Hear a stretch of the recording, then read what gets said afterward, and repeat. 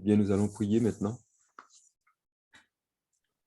Seigneur, nous te remercions pour beaucoup de choses, pour tout ce que tu as fait pour nous jusqu'à maintenant, de nous avoir accordé la motivation pour te rechercher, de nous avoir protégés. Nous te remercions des grâces et des joies et de tout ce que nous voyons autour de nous qui nous permet de vivre et de te louer encore aujourd'hui ce sabbat. Nous te prions de venir auprès de nous et d'envoyer ton esprit et tes anges afin que nous comprenions ta parole, car c'est pour cela que nous nous sommes réunis, parce que nous voulons te chercher dans ta parole. Et ta parole étant la vérité, elle est là pour nous sanctifier. Merci d'avance. Nous te prions aussi pour ceux qui ne peuvent pas le faire et permets qu'ils trouvent le moyen et que les sentiers s'aplanissent, que les barrières disparaissent et qu'ils puissent eux aussi te trouver par l'étude. Bénis les autres personnes qui ne sont pas dans des pays libres comme nous. Permets aussi que ces personnes puissent te trouver avant de ne pouvoir aucunement te chercher pour une raison ou pour une autre. Merci d'avance pour tout cela. Garde-nous dans ta paix, bénis nos vies, exauce nos prières et attendris et prépare nos cœurs. Nous t'avons prié au nom de Jésus et pour ta gloire. Amen. Amen. Amen. Viens me mettre. Ah, il y a quelqu'un qui parle en anglais là. Ah, c'est le PowerPoint, en fait. C'est le Zoom qui a des paroles automatiques. Ah, ok. D'accord. Tu me mets sur les côtés, là? Bon, là, on va commencer l'étude. J'espère que vous avez passé un bon début de sabbat. Voilà. Alors, merci. Vous savez que nous faisons là nous allons simplement étudier les 28 croyances fondamentales afin de permettre que nous ayons une foi. Mathias, j'ai toujours pas mon PowerPoint. Pourquoi je n'ai pas la première image? Ah, mais tu aurais dû charger avant. Tu m'as dit que c'est prêt. Bah oui, mais... Bon, j'ai mon technicien qui C'était prêt, mais là, je ne sais pas ce qu'il fait. Qui m'a dit c'est prêt avant la réunion et qui maintenant a du mal. Donc, on va patienter avant de le congédier pour mauvaise gestion.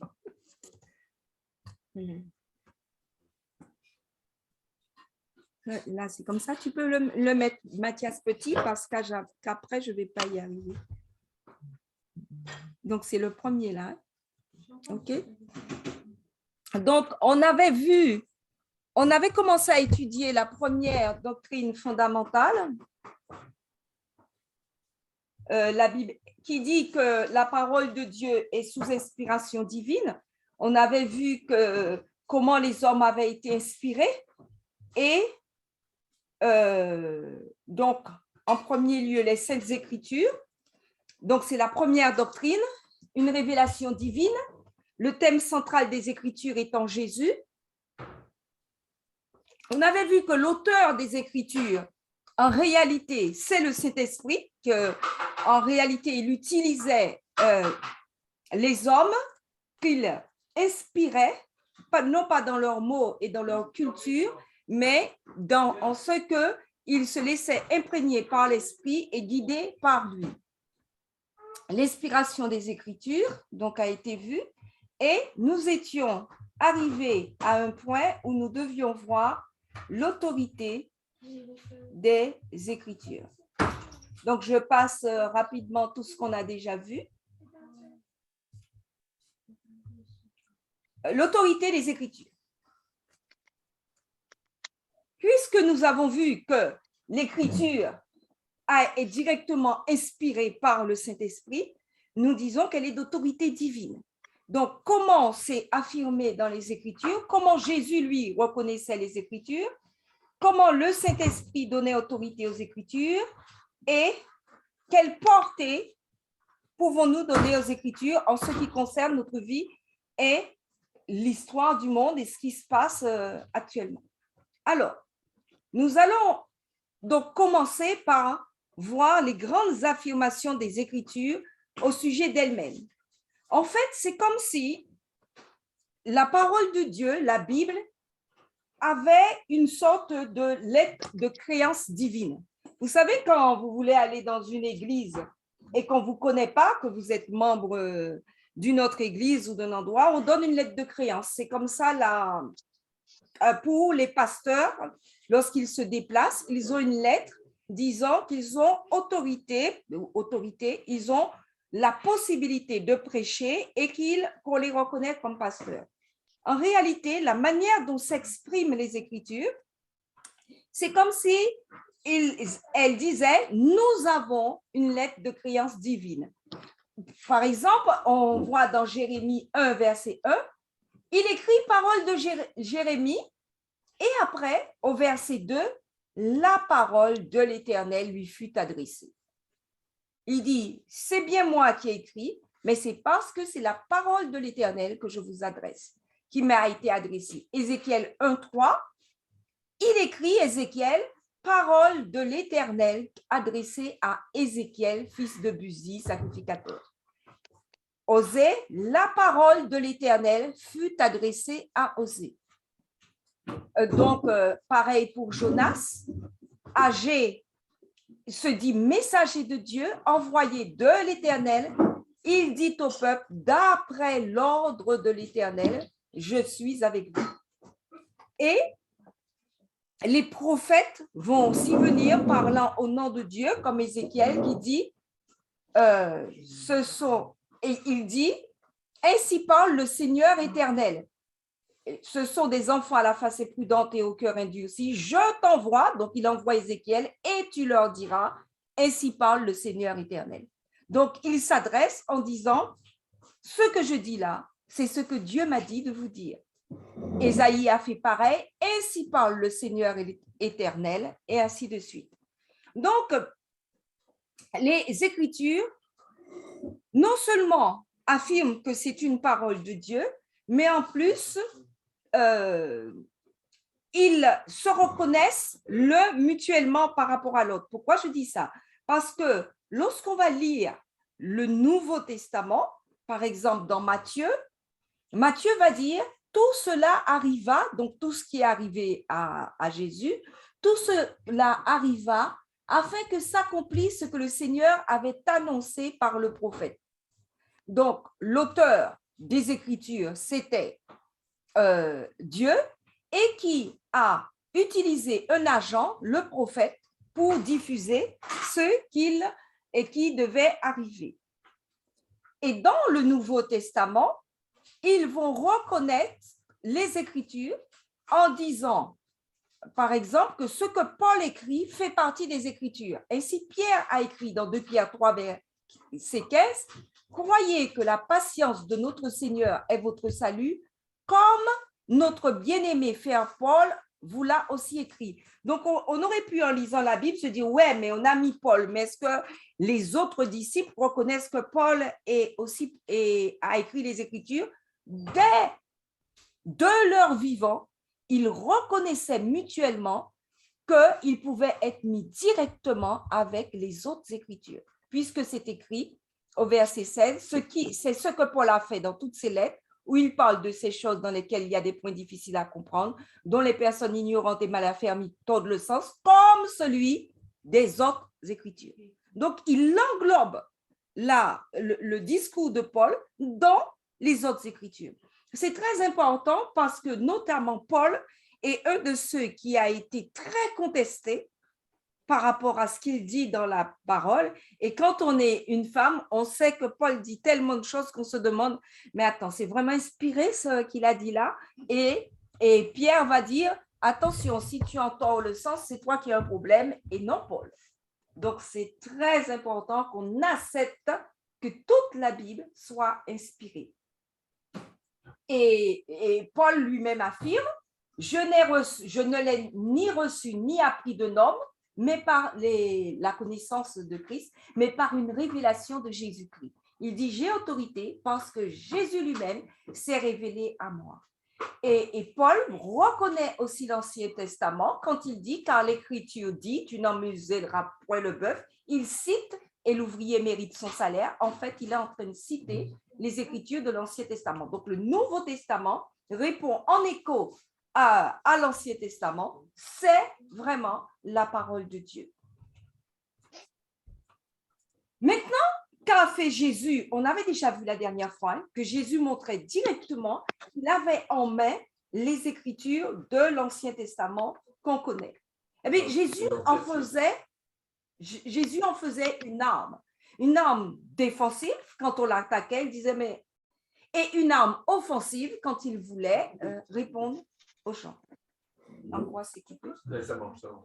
Et donc, Jésus et les Écritures.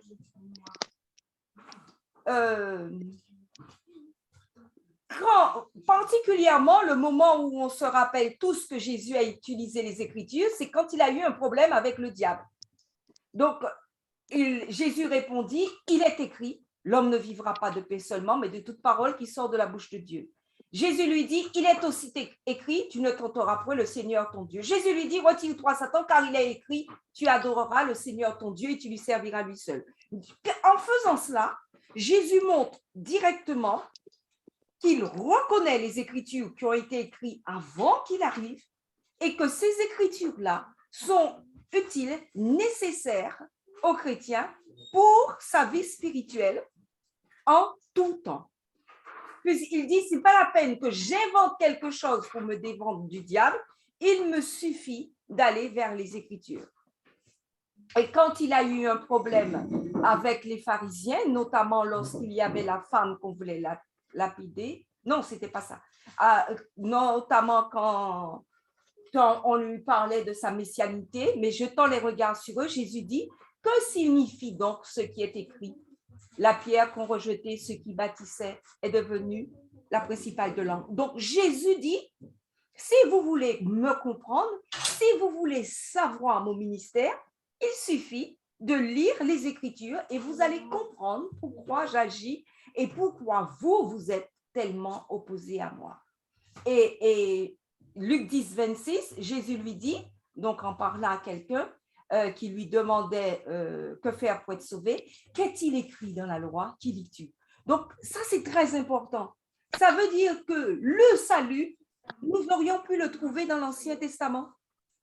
Parce que quand il parle de la loi, là, le mot qui est mis pour loi, là, est en fait ce que les Juifs appellent la Torah, c'est-à-dire les 5 livres de la Bible, et quelquefois, c'était les 5 premiers livres de la Bible, livre de Moïse, encore appelé livre de Moïse, ou encore appelé Pentateuque, et qu'on peut aussi, dans une certaine vision, quand on le lit dans l'Ancien Testament, dire la loi n'est pas les 10 commandements-là, mais toute la parole de Dieu, tout le texte de l'Ancien Testament. Non. Jésus prépare. Donc, et comment Jésus va considérer la Bible? C'est très important pour nous parce que le message le plus important, vous comprenez bien, c'est le message de Jésus puisque nous nous disions chrétiens. Jésus va dire quelque chose qui est très embêtant par rapport à certaines traditions chrétiennes parce qu'il va dire aux gens de son époque, Marc 7, 8, vous abandonnez le commandement de Dieu et vous observez la tradition des hommes. Il leur dit encore, vous anéantissez fort bien le commandement de Dieu pour garder votre tradition. Car Moïse a dit, qu'est-ce que ça veut dire? Que là, nous avons la preuve que Dieu ne tient pas tant que ça à ce que les hommes religieux et spirituels nous disent comment on peut se conduire spirituellement parce que traditionnellement, on a fait comme ça. Vous savez tous qu'en particulier dans l'Église catholique, la tradition est très importante et qu'elle domine sur la parole de Dieu. Et donc, lorsqu'on a affaire à la tradition et qu'on croit qu'on peut se comporter en fonction d'une tradition, c'est déjà condamné par la parole de Dieu. Je me rappelle une fois, je discutais avec un pasteur évangélique. Je ne sais pas si ça va rappeler quelque chose à Paula et Edoui. Et je lui demandais, mais pourquoi tu es pasteur? Il a répondu, parce que mon père l'était. Je lui ai dit, bon, d'accord, tu es pasteur parce que ton père l'était, mais tu me dis que tu es pasteur. Mais ceux qui sont de ton église, ils sont dans cette tradition évangélique à cause de quoi? Il me parle, je lui ai dit, parce que je pense que c'est très important que tu leur dises que tu es là à cause de la tradition chez toi. Comme ça, ils vont comprendre qu'ils ne peuvent pas être là. Puisque si c'est basé sur la tradition, eux, leur père n'était pas évangélique, ils ne peuvent pas l'être. Notre foi ne peut pas être basée sur la tradition. Parce que Dieu a déjà condamné la tradition et nous dit, non, allez vers moi, le commandement de Dieu doit dominer sur la tradition. La tradition adventiste, comme la tradition évangélique, comme la tradition catholique, n'est pas une référence. C'est la parole de Dieu, la référence. Matthieu 21, 42, quand Jésus dit ce qu'il fait, il disait, n'avez-vous jamais lu dans les Écritures? Donc, c'est très important. N'avez-vous pas lu cette parole de l'Écriture? Et dans Marc 12, c'est répété encore, pour ce qui est de la résurrection des morts, n'avez-vous pas lu dans le livre de Moïse ce que Dieu lui dit? Donc, quand on a quelque chose dans l'Écriture qui contredit dans le Nouveau Testament, qui contredit l'Ancien Testament, on est sûr que le problème, c'est nous. Nous avons un problème de compréhension, nous avons un problème d'acceptation, nous avons un problème de vision et de sagesse parce que Jésus lui dit, mais il suffit de lire dans le livre de Moïse et vous comprendrez. Donc, il n'y a pas de raison que nous soyons en train de dire ça, ça contredit ça. Si ça contredit, c'est que c'est quelque chose que nous n'avons pas encore compris, puisque Jésus a cette démarche vers les livres de Moïse. Et pour ce qui, Jésus donnait autorité aux prophéties pour témoigner de lui. Et il disait, vous sondez les Écritures parce que vous pensez avoir en elles la vie éternelle. Ce sont elles qui rendent témoignage de moi. Mais attendez, ça c'est grave. Parce qu'on a tendance à regarder le Nouveau Testament et dire, je vais lire dans le Nouveau Testament pour savoir comment avoir la vie éternelle. Non! Vous sondez les Écritures parce que vous pensez avoir en elles la vie éternelle. La vie éternelle qui était donnée dans l'Ancien Testament est la même que la vie éternelle qui est donnée dans le Nouveau Testament. Jean 5, 46, car si vous croyez en Moïse, vous me croiriez aussi parce qu'il a écrit de moi. Les livres de Moïse sont un témoignage de qui est Dieu. Il n'a pas changé. Donc Jésus dit, mais croyez en Moïse, vous croirez en moi. Ceux qui ne croient plus en Moïse sont incapables donc d'avoir la vraie vision de Jésus. Luc 24, 27, Jésus a donc repris les hommes de son époque en disant, « Ô homme sans intelligence et dont le cœur est lent à comprendre tout ce qu'ont dit les prophètes, ne fallait-il pas que le Christ souffrit ces choses et qu'il entra dans sa gloire? Et commençant par Moïse et par tous les prophètes, il leur expliqua dans toutes les Écritures ce qui les concernait. » Si on essaie de comprendre Jésus uniquement avec le Nouveau Testament, on a un problème.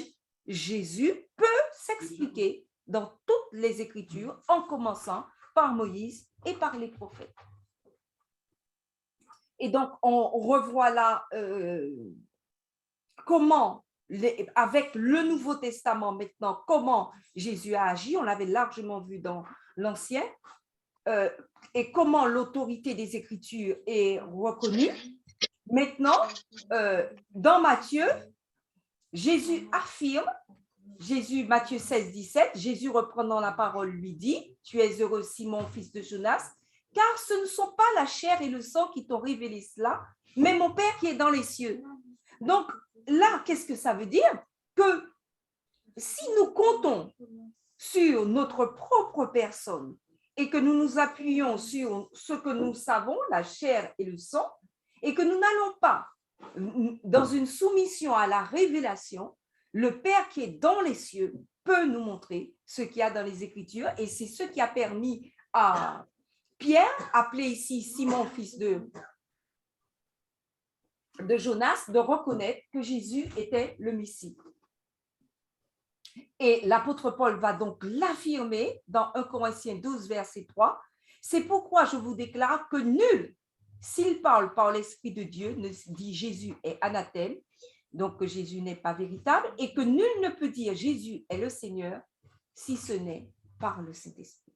Paul l'affirme que quelqu'un qui se laisse baigner par le Saint-Esprit, qui dit Seigneur, je désire sincèrement ta révélation, et qui va dans un esprit de soumission, sera convaincu que Jésus est le Seigneur.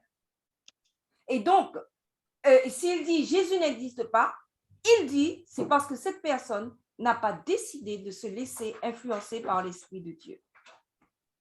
1 Corinthiens 2, 11, lequel des hommes en effet connaît les choses de l'homme si ce n'est l'esprit de l'homme qui est en lui. Il dit les hommes, vous vous comprenez entre vous parce que vous êtes des humains. De même, personne ne connaît les choses de Dieu si ce n'est l'Esprit de Dieu. Mais attention, lorsque vous avez affaire à des choses divines, à des choses qui viennent de Dieu, n'allez pas avec vous-même, allez en demandant l'Esprit de Dieu. Sinon, vous n'allez pas comprendre. Vous n'allez pas être apte à suivre ce que Dieu dit dans les Écritures. Donc, c'est très important d'avoir cet esprit quand on va vers les Écritures de « je veux que le Saint-Esprit soit avec moi ». Mathias, on dirait qu'il y a eu des paroles, on va voir s'il y a des choses écrites. 1 Corinthiens 2, 14. Mais l'homme animal ne reçoit pas les choses de l'Esprit de Dieu, car elles sont une folie pour lui.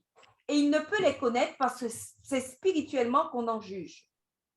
1 Corinthiens 1, 18, car la prédication de la croix est une folie pour ceux qui périssent, mais pour nous qui sommes sauvés, elle est une puissance de Dieu.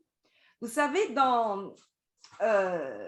je suis psychologue de formation, donc le lundi, je reçois les gens gratuitement, bénévolement. Le lundi, je reçois les gens pour des entretiens pour les aider. Et il y a une dame qui est arrivée et elle était très embêtée, elle était plutôt déprimée. Et elle m'a dit, j'en ai marre parce que tous me prennent pour une folle. Et je lui ai dit, c'est qui ce tous? Toute ma famille. Ils me prennent tous pour une folle parce que notre père est tombé malade. J'ai prié, j'ai demandé l'Esprit de Dieu et chaque fois que j'arrivais près de son lit, je priais et je voyais bien, surtout qu'une bonne part de sa famille est musulmane et certains chrétiens, elle a dit, et je voyais bien qu'il me prenait pour une folle. Mes enfants, elle est la seule adventiste, ses enfants ne sont pas forcément croyants, puisqu'ils se sont éloignés un peu d'elle, et son mari, n'en parlons pas, son ex-mari. Et donc, il me dit, j'en peux plus, je voudrais leur expliquer pourquoi ils me prennent pour une folle, je voudrais que ça cesse, je souffre trop de cela. Et je lui ai donc dit ces paroles de l'apôtre Paul. Je lui ai dit, quand est-ce que tu vas assumer que tu es une folle pour eux? Et là, ça l'a beaucoup aidé. Parce que je lui ai dit, mais attends, Dieu t'avait promis autre chose? Que si tu essayais de vivre ta foi, tu risquais de passer pour une folle? Et à ce moment-là, on a pu avoir un dialogue un peu plus construit. Elle pleurait beaucoup moins parce qu'elle essayait, en tout cas, de comprendre qu'elle s'était mise à l'écart quelque part et qu'elle devait assumer cette distorsion de vue et de compréhension de la vie face aux autres.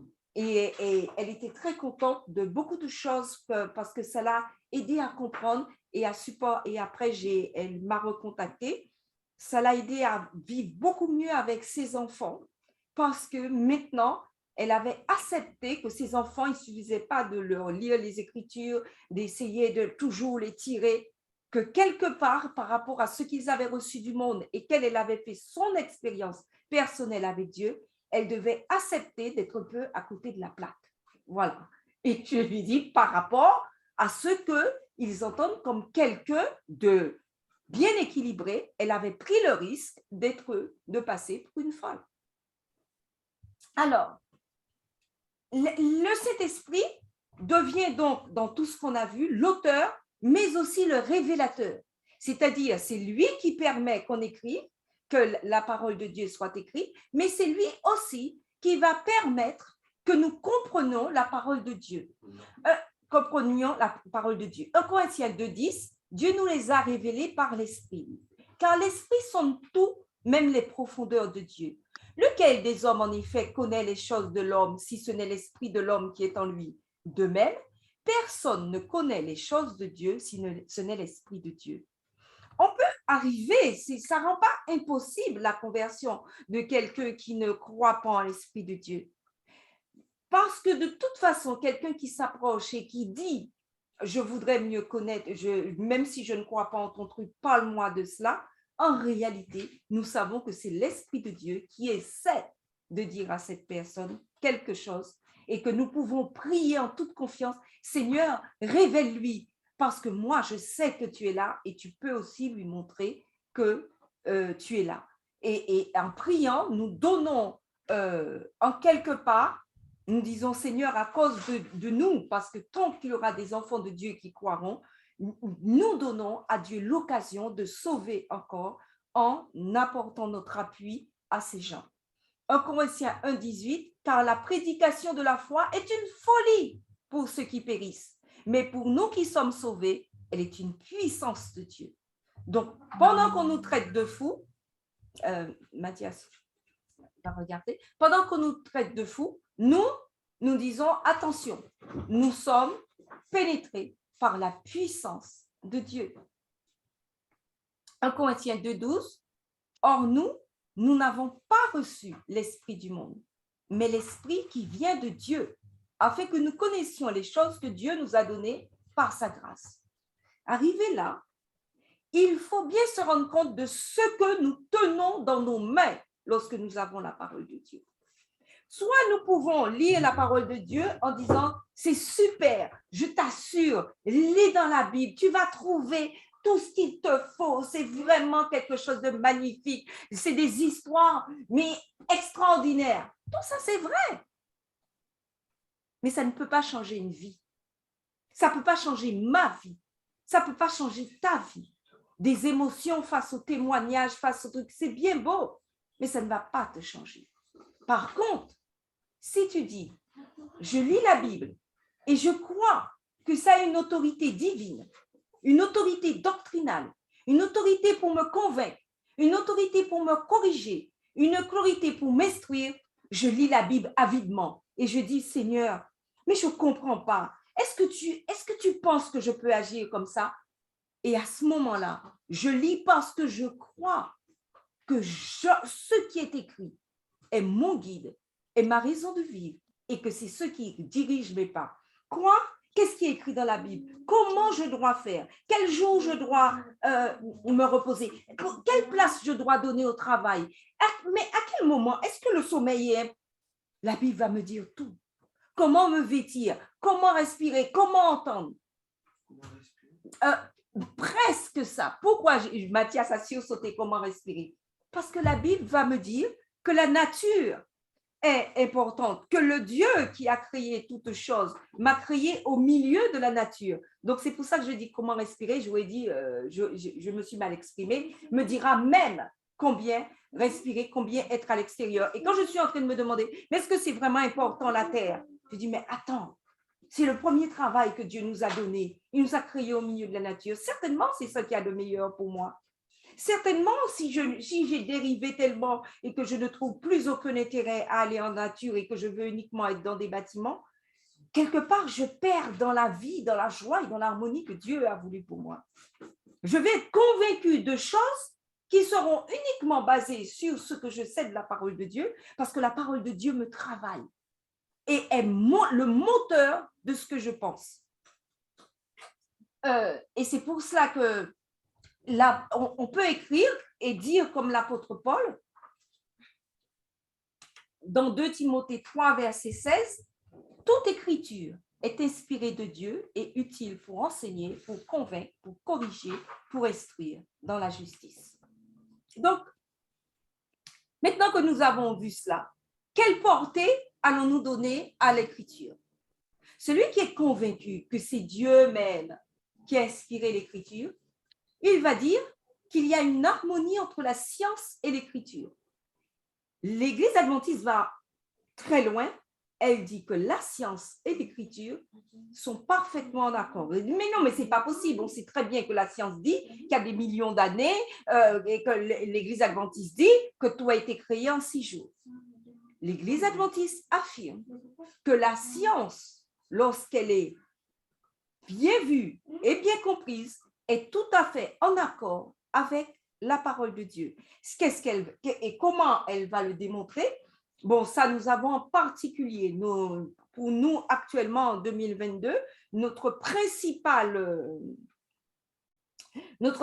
référence pour la science, pour comprendre, et c'est le Walter Weiss, qui a été un enseignant-chercheur en Afrique du Sud et qui a été réputé pour ses publications, et que lorsque nous avons vu que cet homme-là est devenu un adventiste du 7e jour, cet homme-là était un évolutionniste qui enseignait l'évolution et qui est arrivé à cette conviction. C'est pour ça que c'est très important de comprendre comment il peut y avoir des scientifiques vrais, des scientifiques réels et qui reconnus, qui publient et qui disent non, la science est en accord avec l'écriture et c'est en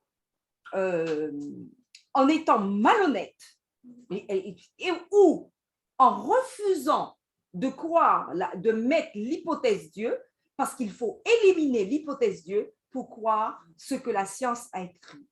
Quand on met l'hypothèse Dieu, tout s'éclaire et on avance beaucoup plus vite. Et cet homme, donc Walter Weiss, a fait des recherches où il prédisait ce qui allait arriver en disant simplement, en lisant ce que la Bible et Ellen White écrivaient, il disait, bon, telle recherche aura tel résultat. Et ça a beaucoup étonné ces chercheurs, et je parle d'une université du monde, par une université adventiste, parce que ces recherches étaient toujours dans la bonne direction, parce qu'ils s'appuyaient sur l'écriture pour arriver à des conclusions. Et beaucoup de ces élèves sont devenus des étudiants de Harvard aux États-Unis. Donc, vous voyez que ce n'est pas du tout une science fermée sur l'écriture et incapable de communiquer avec le monde. Si le monde accepte qu'on communique avec lui, nous affirmons que la science et l'écriture sont parfaitement en accord.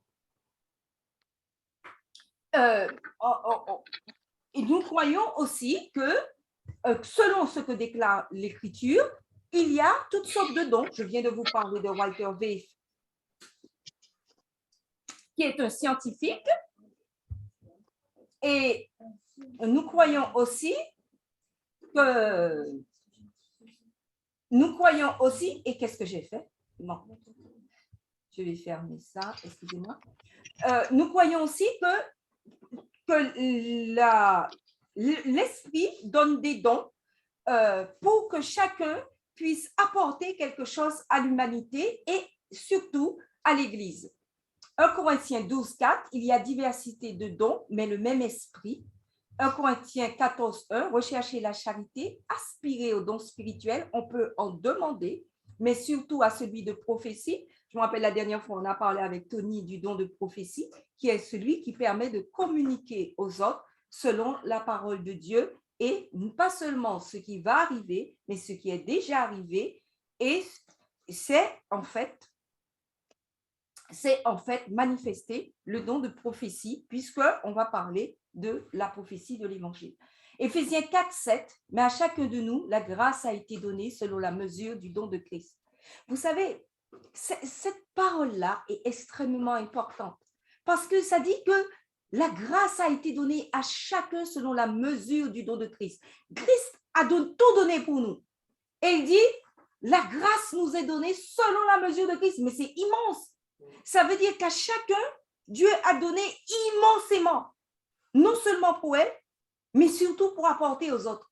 Et ce n'est pas parce que nous ne voyons pas quel don nous avons que Dieu n'a pas mis en chacun, depuis le plus petit jusqu'au plus grand, ce qu'il faut pour profiter du don de Christ. Et donc, c'est très important de se rendre compte que ça, le travail a déjà été fait. Éphésiens 4, 11, il a donné les uns comme apôtres, les autres comme prophètes, les autres comme évangélistes, les autres comme pasteurs et docteurs. Et il y a une multiplicité des dons. Là, c'est quelque chose qui est nommé là. Mais je me rappelle qu'il y a des églises où on fait des tests pour reconnaître les dons et on s'aperçoit que vraiment, Dieu a enrichi son église de toutes sortes de dons. Et c'est dommage parce que des fois, on est mal placé et on ne peut pas être utile parce qu'on n'est pas dans le don qui nous a été donné. Donc, arrivé là, nous arrivons à une sorte de conclusion. Tout, Mathias, tu n'as pas mis à charger l'autre PowerPoint, ça va encore faire des trucs. Tout doit être prouvé et éprouvé par la Bible. Nous affirmons que lorsqu'on veut parler des Écritures, on n'a pas besoin, donc tout le monde nous parle de Sir White, on n'a pas besoin de Sir White. Ça peut être plus. On n'a pas besoin de connaître le grand théologien protestant ou adventiste et tout ça. Nous disons, tout ce que nous affirmons doit pouvoir être prouvé et éprouvé par la Bible. Ésaïe 8, verset 20, à la loi et au témoignage, si l'on ne parle pas ainsi, il n'y aura point d'aurore pour le peuple. À la loi, je vous ai déjà dit que la loi, là, ce n'est pas seulement la loi au sens des commandements et tout le reste, c'est la vision Pentateuque et voir tout l'Ancien Testament. On continue encore. Donc, l'unité des Écritures, l'Écriture mérite une lecture, donc, vu ce qu'on a vu, avec prière, patience. L'Écriture a toutes sortes de perspectives pour parler d'une chose, du salut, pour pouvoir répondre aux besoins des hommes en toutes circonstances. L'Écriture a une révélation progressive vers un même but, puisqu'on a vu que dans l'Ancien Testament, ce qui a été révélé va permettre d'aller est aussi valide dans le Nouveau, alors que ce n'est pas la même chose. On dira c'est une révélation progressive. Les deux testaments, on dira que c'est un seul. C'est la révélation du Sauveur à venir pour l'Ancien Testament. Donc, que révèle l'Ancien Testament? Que Jésus devait venir. Et le Jésus qui devait devenir. Et que révèle le Nouveau Testament? Le Jésus qui est venu. C'est le résumé vraiment de ce qu'est la Bible. L'Ancien Testament, c'est le fondement du Nouveau. Et le Nouveau Testament explique les mystères de l'Ancien Testament. Et donc, tout cela, nous disons qu'il y a une unité dans les Écritures. L'Écriture ne se contredit pas. Il y a le même auteur d'éternité en éternité. Et nous affirmons donc le truc important que nous avons vu, toute l'Écriture est inspirée de Dieu. Nous disons bien toute, parce que nous croyons que même le tri qui a été fait, nous ne disons pas que dans les Écritures, il y a tous les écrits des prophètes, hein. Ce n'est pas ça. Nous disons que tout ce qui est dedans, ça a été voulu par Dieu. Que même lorsque les hommes ont essayé de mettre ont essayé de trafiquer, Dieu est arrivé à passer son message, non pas parce qu'il a tenu les hommes à la main pour écrire, mais parce qu'il a inspiré, qu'il a influencé, qu'il a aidé, qu'il a été à côté de ceux qui touchaient à sa parole. Afin que l'homme de Dieu soit accompli et propre à toute bonne œuvre. Voilà le but des Écritures. Donc, nous avons conclu la première croyance fondamentale des adventistes. Les Saintes Écritures, l'Ancien et le Nouveau Testament, sont la parole de Dieu écrite, communiquée grâce à l'inspiration divine par l'intermédiaire de ces hommes de Dieu qui ont parlé et écrit sous l'impulsion du Saint-Esprit. Dans cette parole, Dieu a confié à l'homme la connaissance nécessaire au salut. Les Saintes Écritures constituent la révélation infaillible de sa volonté, de la volonté de Dieu. Nous avons vu qu'il y a des erreurs, mais pour ce qui est de la volonté et du plan du salut, infaillible de sa volonté. Elles sont la norme pour le caractère, le critère de l'expérience, le fondement souverain des doctrines et le récit digne de confiance des interventions de Dieu dans l'histoire. Nous disons que l'histoire racontée dans les Écritures, quand c'est de l'histoire, c'est vraiment l'histoire. Nous ne mettons pas en doute. Je me rappelle qu'on disait qu'on n'était pas sûr que David avait existé jusque dans les années, si Philippe est là, non, jusque dans les années qu'on a découvert, les années après 90, on a découvert qu'il y avait une pierre écrite le roi David. Et à ce moment-là, les archéologues ont dit, ouais, c'est vrai, David existait. Non, nous n'attendons pas ça. Nous, oui, on dirait que des fois, la connexion coupe. Je suis désolée, des fois, ça peut arriver. Et donc, nous disons que non, nous n'avons pas besoin d'attendre que vous trouviez que David ou que Salomon existait. Nous croyons que cette histoire a vraiment existé. Et donc, nous allons continuer un petit peu encore avec la deuxième doctrine fondamentale, puisque le but, c'est d'arriver à… Mathias, tu peux me passer à l'autre doctrine fondamentale. Le but, c'est d'arriver à voir les 28 croyances. Nous faisons chaque fois 1 heure d'étude à peu près, et après, je vous donne la parole. Et on s'arrête quand on a fait 1 heure d'étude. OK? C'est donc, on n'est pas très loin de la fin, mais je veux continuer parce que sinon, je ne sais pas en combien d'années on va faire les 28 doctrines. Donc, on est en train de charger là la deuxième doctrine.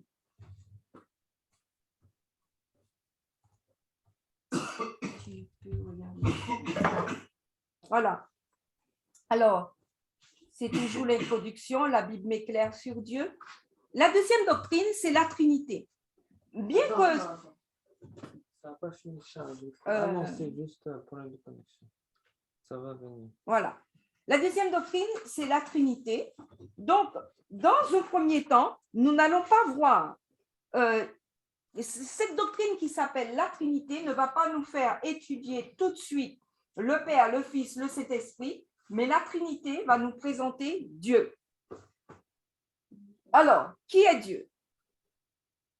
Il y a un seul Dieu, Père, Fils et Saint-Esprit. Donc, je vous présente la doctrine et après la démonstration de cette doctrine dans les Écritures. Unité de 3 personnes coéternelles. Il y a un Dieu qui est immortel, omniprésent, omniscient, souverain, omniprésent, il est partout et il voit tout. Omniscient, il sait tout. Souverain est toujours présent. Il est infini. Il n'avait pas de commencement, il n'aura pas de fin. Et dépasse la compréhension humaine. Vu ce qu'on a déjà dit, ça se comprend. Cependant, il peut être connu grâce à la révélation qu'il donne de lui-même. Il est toujours digne d'être invoqué, adoré et servi par toute la création. Et c'est ce que nous allons commencer à étudier cet après-midi.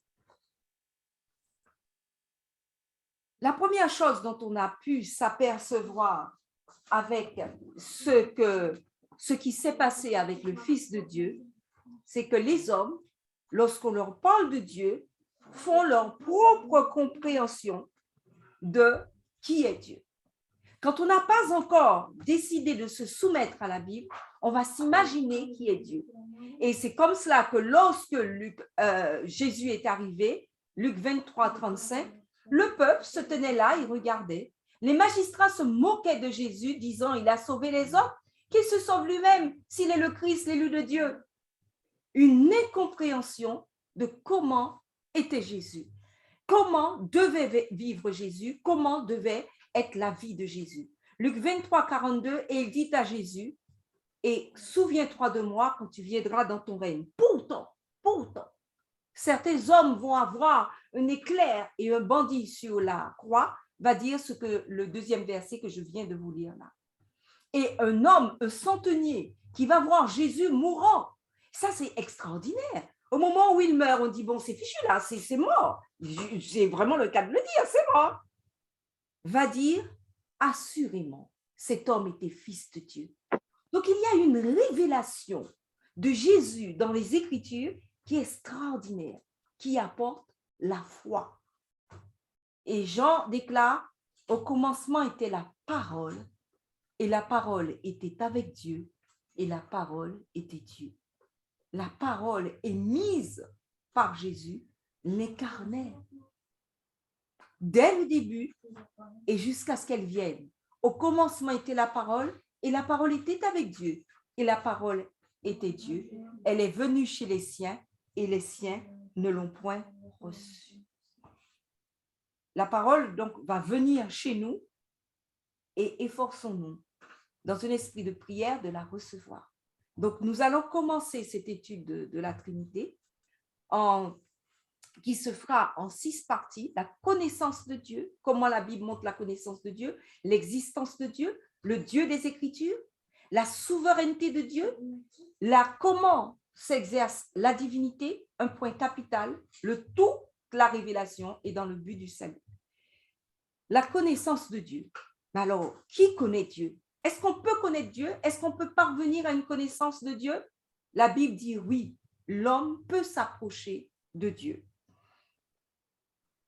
Alors, 1 Corinthiens 2,7 déclare, « Nous prêchons la sagesse de Dieu, mystérieuse et cachée, que Dieu, avant les siècles, avait destinée pour notre gloire. Sagesse qu'aucun des chefs de ce siècle n'a connue, et s'ils l'eussent connue, ils n'auraient pas crucifié le Seigneur de gloire. » Il était impossible à des hommes soumis à la sagesse de Dieu de crucifier Christ. D'accord. Il y a Tony qui n'est pas d'accord. D'accord. Comme on est presque vers la fin, c'est très intéressant, Tony, que tu ne sois pas d'accord. Comme ça, on aura des questions après. Des fois, il n'y a pas assez de questions. Donc, comme on est presque vers la fin, tu me laisses un peu finir et réserve bien ta question, OK? Connaître Dieu est indispensable pour l'aimer vraiment. Matthieu 22, 37, Jésus lui répondit, « Tu aimeras le Seigneur ton Dieu de tout ton cœur, de toute ton âme et de toute ta pensée. » Et souvent, on pense ça, c'est le Nouveau Testament, cette histoire d'amour entre Dieu et nous. Non, c'est simplement une reprise de l'Ancien Testament, Deutéronome 6, 5. « Tu aimeras l'Éternel ton Dieu de tout ton cœur, de toute ton âme et de toute ta force. » Et Job 11, 7. « Prétends-tu sonder les pensées de Dieu, parvenir à la connaissance parfaite du Tout-Puissant? » Impossible. Et pourtant, la connaissance de Dieu est quelque chose qui attire comme un aimant. Je continue encore un petit peu parce que comment Dieu s'y est pris pour se faire connaître de nous? On peut connaître Dieu, on peut connaître le Père par Jésus. 1 Jean 5, verset 20, nous savons aussi que le Fils de Dieu est venu et qu'il nous a donné l'intelligence pour connaître le véritable, et nous sommes dans le véritable, en son Fils Jésus-Christ. Jean 17, verset 3, « Or la vie éternelle, c'est qu'ils te connaissent, toi le seul vrai Dieu, et lui que tu as envoyé, Jésus-Christ. » Par les Écritures, nous avons un moyen pratique pour connaître suffisamment Dieu et pour entrer dans une relation rédemptrice, une relation qui apporte le salut. Qu'est-ce que ça veut dire? Que lorsque l'Écriture va me révéler ce que Jésus a fait, je vais avoir une dimension de Dieu telle que cela m'amène à la conversion, que cela m'amène au salut. Donc, là, est-ce que c'est donc une emprise que j'aurai sur moi? Est-ce que ce sera quelque chose? Non. C'est vraiment, Dieu va s'adresser à la fois à mon cœur et à mon intellect. Jean 7, 17, si quelqu'un veut faire sa volonté, donc c'est pas je vais aller, je dirais, non, moi je m'en moque et je vais, non. Si quelqu'un veut faire sa volonté, il connaîtra si ma doctrine est de Dieu ou si je parle de mon chef. Matthieu 11, 27, toutes choses m'ont été données par mon Père et personne ne connaît le Fils si ce n'est le Père. Personne non plus ne connaît le Père si ce n'est le Fils et celui à qui le Fils veut le révéler. Nous aurons une connaissance de Dieu qui nous permettra, dans la joie comme dans la tristesse, de dire, Seigneur, je sais qui tu es. Je sais que ça, tu veux mon bonheur. Je sais que s'il y a ça dans ma vie, c'est parce que tu es en train de m'emmener dans un sentier où tu es avec moi. L'assurance qu'on prend quand on a expérimenté Dieu est une assurance qui nous emmène jusqu'à la vie éternelle. Parce que nous avons un privilège, celui de confier nos cœurs à Dieu et de pouvoir dire, comme Jésus l'a dit, heureux ceux qui ont le cœur pur, car ils verront Dieu. Comme on l'a déjà vu, ça va rester une folie pour les croyants. 1 Corinthiens 1:20, où est le sage? Où est le scribe? Où est le disputeur de ce siècle? Dieu n'a-t-il pas convaincu de folie la sagesse du monde? Car puisque le monde, avec sa sagesse, n'a point connu Dieu dans la sagesse de Dieu, il a plu à Dieu de sauver les croyants par la folie de la prédication. Le monde a rejeté Dieu, mais nous, Dieu nous offre par la prédication, c'est-à-dire par l'écoute de l'évangile, d'arriver au salut. Je ne vais pas aller au numéro 2, l'existence de Dieu, les arguments tirés de la création, les arguments de l'écriture. Je vous propose, ou j'aurais pu, de nous arrêter là pour pouvoir entrer dans une discussion pour l'étude de cet après-midi. Oui. Alors, on va d'abord, pour permettre, pour ceux qui n'avaient qu'une heure à consacrer à ce moment, nous allons prier et je pense que nous allons prier et nous allons discuter de ce que j'ai déjà, de ce que j'ai dit cet après-midi. On avance petit à petit, mais j'espère que vraiment ça permettra de revoir les fondements de la foi. Un dernier chant, le 42, à toi la gloire. Christelle, tu connais? Oui.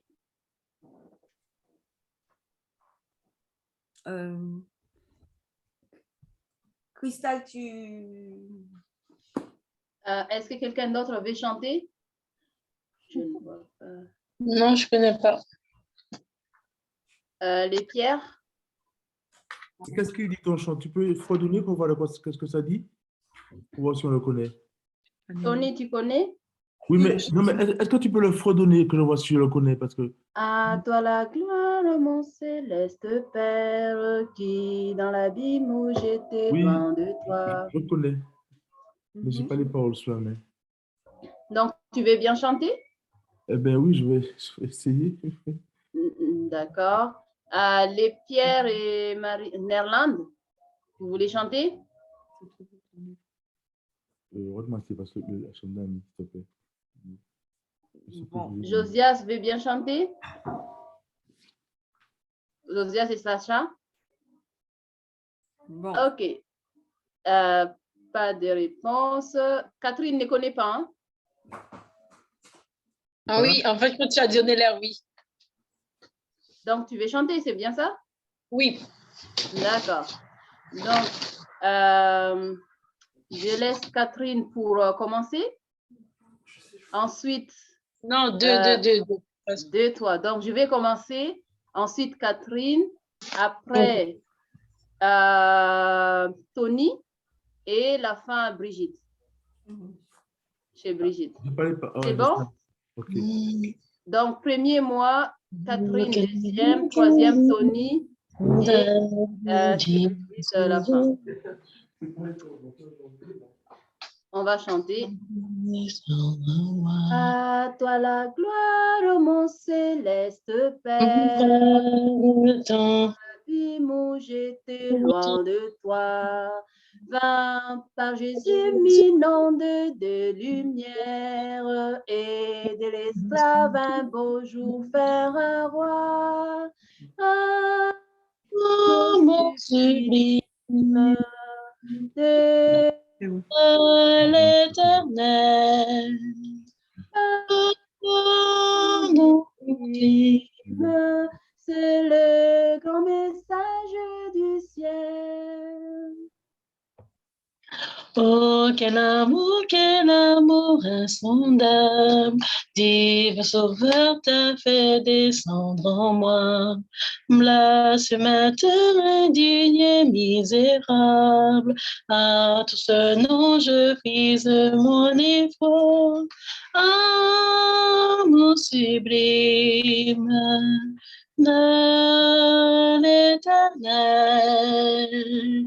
Pardon du crime, c'est le grand message du ciel. À toi ce Ah, cœur, bien sûr, chérie. ce pauvre. À toi ce pauvre cœur qui t'aime. À toi ma vie, ô toi qui m'as sauvé. Humble fleuron à ton pur diadème.